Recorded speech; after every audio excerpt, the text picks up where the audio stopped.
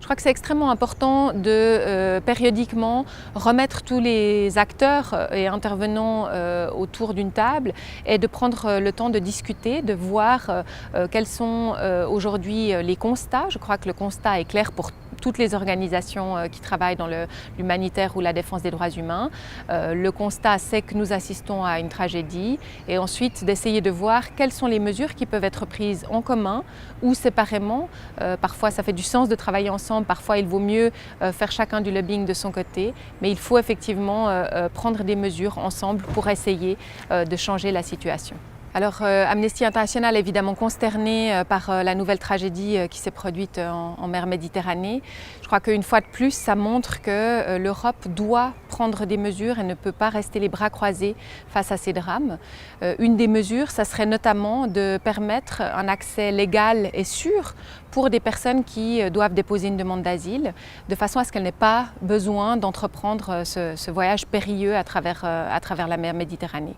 Une autre mesure, ça serait évidemment aussi de coordonner au niveau européen et suisse une agence de protection des personnes migrantes et non pas une agence uniquement de protection des frontières comme l'est aujourd'hui Frontex et comme l'est cette opération Triton. Alors pour éviter des flux migratoires importants comme ils se produisent aujourd'hui, il faut évidemment travailler sur les sources de ces migrations et un des moyens, c'est notamment d'essayer de chercher des solutions au conflit en cours en Syrie, qui est le conflit majeur en ce moment qui occasionne des millions de personnes déplacées et des millions de réfugiés. Et puis aussi, bien sûr, d'essayer d'aider les gens sur place, c'est-à-dire dans les pays voisins de la Syrie, en Jordanie, en Turquie, au Liban, que les personnes puissent être prises en charge de façon correcte et n'aient pas finalement plus d'autres alternatives que d'essayer d'embarquer pour fuir leur pays. Alors Amnesty International est d'abord une organisation de lobbying et de campagne.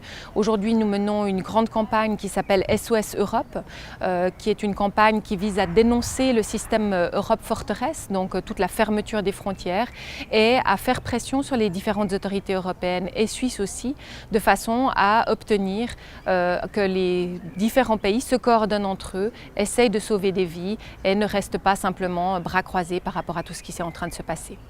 Alors dans le détail, notre campagne a plusieurs revendications. Ce sont des revendications notamment par rapport à la prise en charge des personnes en mer. On se souvient de l'année dernière, il y avait une opération qui s'appelait Mare Nostrum, qui était une opération financée par l'Union européenne, mais essentiellement mise en œuvre par la marine italienne. Cette opération a été stoppée, alors même qu'elle avait permis de sauver plus de 150 000 personnes. Aujourd'hui, l'Union européenne se contente d'une mesure qui s'appelle Triton, qui est en fait surtout et avant tout une mesure de protection des frontières. Nous demandons aujourd'hui de mettre les personnes avant les frontières et donc de protéger les vies humaines avant de chercher à protéger et à barricader l'Europe. L'Europe aujourd'hui ne peut pas accueillir toutes les personnes qui sont en situation de fuite de leur pays et certainement pas non plus toutes les personnes qui fuient pour chercher un avenir meilleur. Par contre, il y a certainement encore du potentiel en Suisse aussi, même si la Suisse a plutôt montré le bon exemple jusqu'à présent en accueillant de nombreuses personnes vulnérables qui ont été placées par le Haut-Commissariat aux réfugiés. Donc il y a certainement encore une marge de manœuvre en Europe, mais il faut aussi faire pression sur les autres pays, et notamment les pays par exemple du Golfe, les États-Unis, enfin d'autres pays qui auraient les moyens notamment de prendre en charge des personnes qui fuient aujourd'hui la Syrie.